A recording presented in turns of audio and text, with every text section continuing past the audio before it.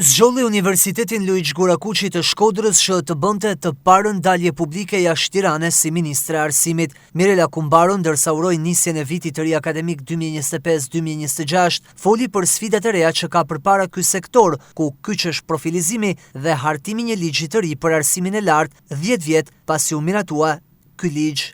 Sot universitetet tona kanë një sfidë dhe një mundësi të madhe. Profilizimin, sepse kjo nuk do të thotë vetëm të forcojmë programet ekzistuese, por të krijojmë programe të reja studimi, forma më fleksibël dhe kombinime që i përgjigjen më mirë kohës dhe tregut punës. Me reformën e arsimit lartë kemi siguruar mjaft nga cilësia e institucioneve tona arsimore, çka do të thotë një garanci për diplomën tuaj nesër të dashur student, por një dekadë pas asaj shkundje të vitit 2014-2015 të sistemit të arsimit lartë, ka ardhur koha për të rishikuar ligjin e arsimit lartë. Standardet e cilësisë do të sigurohen në përputhje me zonën europiane të arsimit dhe të kërkimit shkencor, duke bërë që diplomat tuaja të vlerësohen globalisht dhe ju të keni më shumë mundësi për mobilitet akademik dhe profesional. Kam kënaqësi të ndaj një lajm inkurajues që ka të bëjë me rritjen e dukshme të mbështetjes për kërkimin shkencor.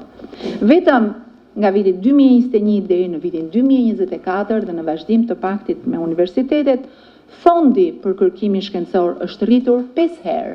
Madje janë të hapura thirrje tashmë pranë Agjencisë Kombëtare të Kërkimit Shkencor për doktoratat, ndërsa fondi për infrastrukturën kërkimore pothuajse është dyfishuar. Rektori i Universitetit të Shkodrës, profesor Dr. Tonin Xhuraj, u ndal në 4 shtyllat kryesore që i cilësoi prioritare për institucionin që drejton, i cili ka hyrë në vitin e 70 të ekzistencës. Hapja një kapitulli të ri, rritja e cilësisë në mosimdhënie me studentin në qendër, profilizimi, lufta ndaj korrupsionit dhe investimet në infrastrukturë janë kyçe.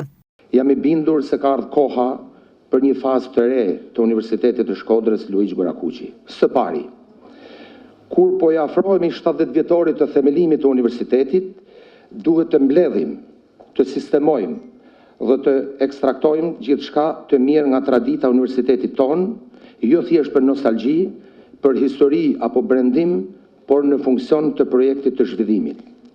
Së dyti, Universiteti i Shkodrës, mbështetur mbi traditën dhe rrethanat e reja të zhvillimit të rajonit, të vendit tonë, të hapësirës evropiane të arsimit të lartë, duhet të ndërtojë profilin, identitetin e vet në kontekstin e ri, me guxim, pa nostalgji, të lëm pas pjesët, strukturat dhe programet e panevojshme të studimit dhe të shkojnë drejt një profilizimi, identitetit të qartë, dallueshëm dhe konkurrues. Së treti, duhet hedh plot guxim, pa konflikt interesi, jashtë interesave personale, një ide për të ardhmen dhe statusin juridik të universiteteve publike. Pa tabu, duhet marrim formulën dhe zgjidhjet më të avancuara të modelit të universiteteve anglosaksone, që janë institucionet më konkurruese në rang global në këtë fillim shekulli.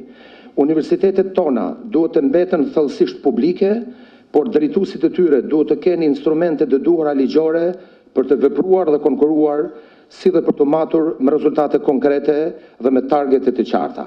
Zoja Ministre, ne kemi nevojë për mbështetje të madhe infrastrukturore, për investime.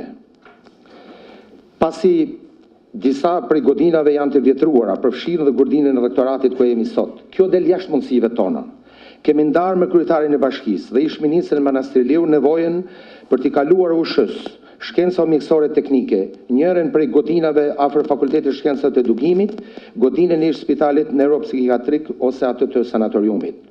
Nëse për Shkodrën, për këtë universitet, do jetë një projekt më i madh, do jetë një projekt më i gjerë, kjo jam i sigurt që do të mirëpritet jo vetëm nga komuniteti akademik, por nga qyteti dhe nga veriu dhe verilindja e vendit. Sot Shkodra po kthehet gjithmonë më tepër si një qendër rajonale. Dhe fakti që një universitet i tillë me traditë është në zemrën e Shkodrës e bën atë absolutisht të nevojshëm që të ofrojmë universiteti për qytetin, bashkia për universitetin, në këtë lidhje kushtet dhe mundësitë më të mëdha që universiteti të rritet ashtu siç po rritet dhe po kthehet në një qendër rajonale dhe qyteti. E pyetur nga mediat, ministra Kumbaro premtoi se shumë shpejt do të ketë lajme të reja për këtë universitet.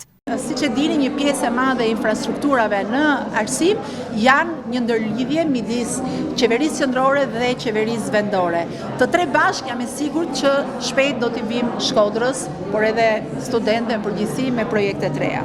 Deri në këtë fazë, sipas Ministrisë së Arsimit, 19.671 student janë regjistruar për herë të parë në universitetet shqiptare, ndërkohë në Universitetin e Shkodrës janë afro 880 regjistrime deri më tani.